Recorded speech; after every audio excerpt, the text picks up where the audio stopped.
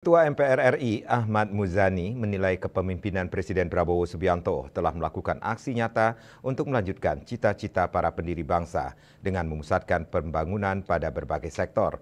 Hal itu disampaikannya dalam sidang tahunan MPR dan sidang bersama DPR DPD RI di Kompleks Parlemen Senayan, Jakarta, Jumat 15 Agustus 2025.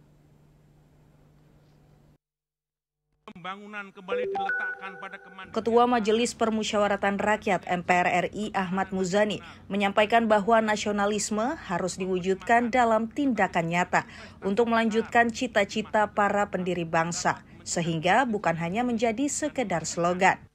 Dalam sidang tahunan MPR dan sidang bersama DPR DPD RI tahun 2025 di Kompleks Parlemen Senayan, Jakarta, Jumat 15 Agustus, ia menilai di bawah kepemimpinan Presiden Prabowo Subianto, arah pembangunan kini dipusatkan pada kemandirian pangan, ketahanan energi, pertahanan nasional, dan keunggulan teknologi.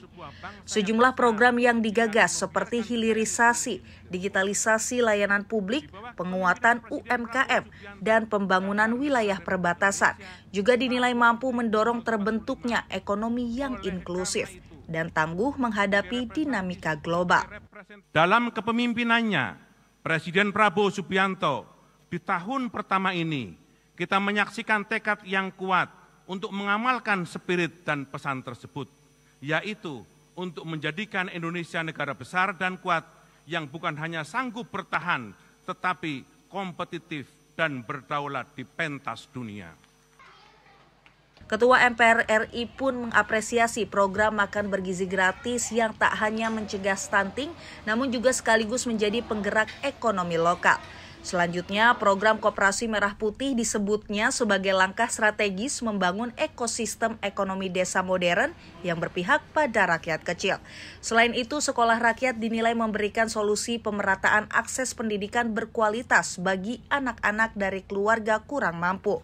Adapun program pemeriksaan kesehatan gratis menegaskan komitmen pemerintah untuk memberikan hak atas pelayanan kesehatan yang layak bagi seluruh warga.